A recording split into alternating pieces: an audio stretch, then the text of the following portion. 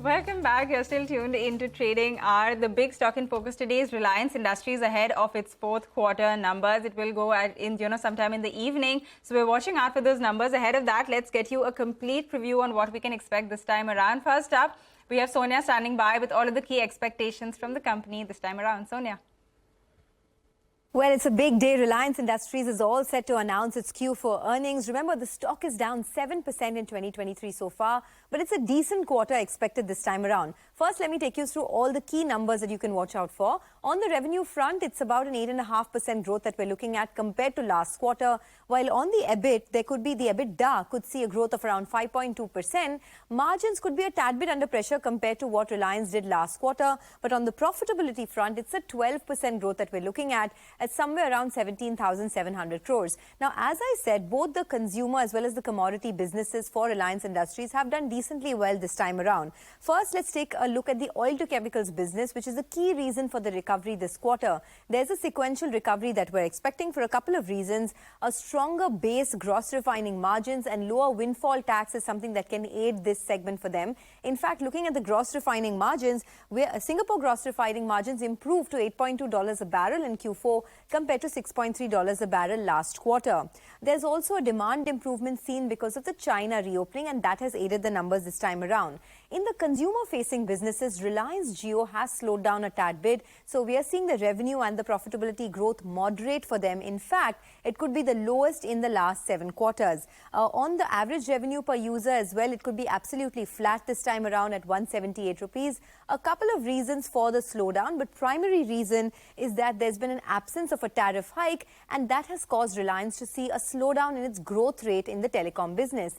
Let's move to retail now. Retail growth is expected to be about 6% on a sequential basis, coming in at a little over 46,650 crores. These are the recommendations put out from Nomura. And on the EBIT side, we're expecting about 3,800 crores versus 3,600 crores last quarter on a sequential basis. So clearly, as you've seen, there's a decent growth expected. Some of the businesses like Reliance Jio could see a bit of a slowdown, but it could be offset by good growth in the oil to chemical space.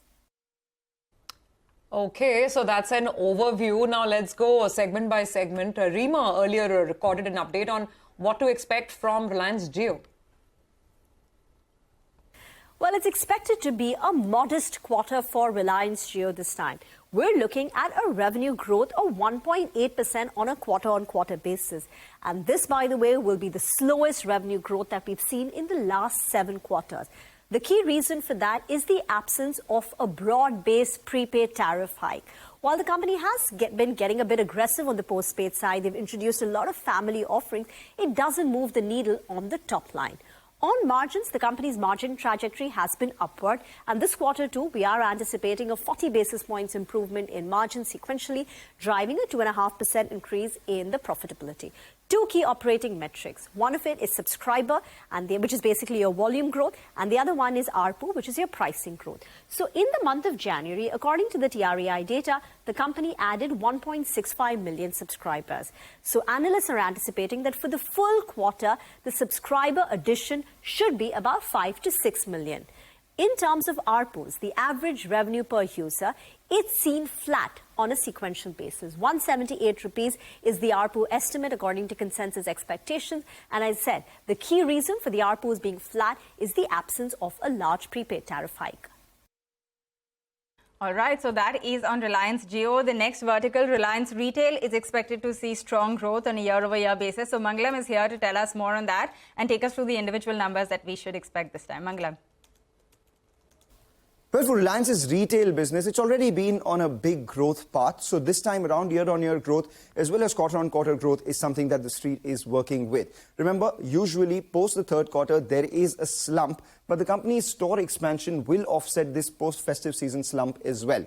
And year-on-year, the numbers will look much better because of, one, the network expansion, and secondly, a strong, favorable base for the company because of Omicron-related issues in the same time last year. So quarter-on-quarter, revenue is likely to grow by 4.5%. For the first time, it crosses that 70,000 crores per quarter mark. The EBITDA grows by 2%, just under that 5,000 crore mark, which means that the margins for the company meander around that 7% mark itself. These are Nomura's expectations. Year on year, like I said, a 22% growth in the revenue looks much better, a 31.5% growth in their EBITDA as well. The company's foray into the FMCG business, Independence, the brand that they launched a couple of quarters ago, is something that we'll be watching out for. Apart from that, they've expanded their horizon as well, entered into the personal care and home care categories too. And more than anything else, they've recently launched the beauty care platform too. So these are some things that we'll be watching out for. The heat wave is on, so the acquisition and launch of Campa as well as Socio is something that the street will be watching out for, but that may be more of a first quarter phenomenon,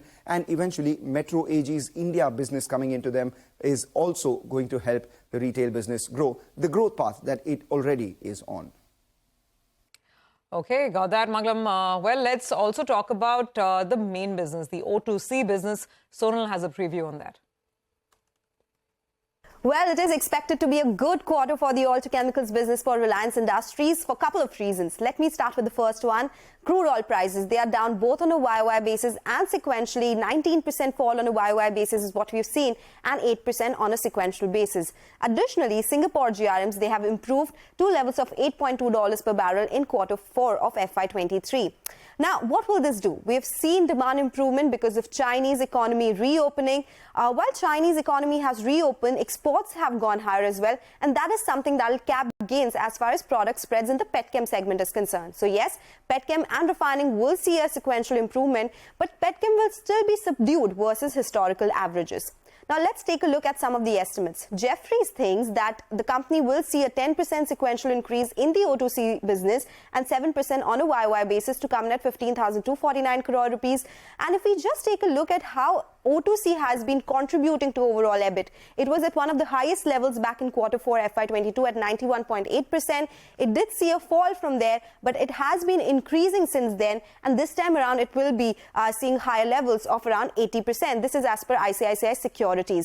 So yes, it will contribute more to the business this time.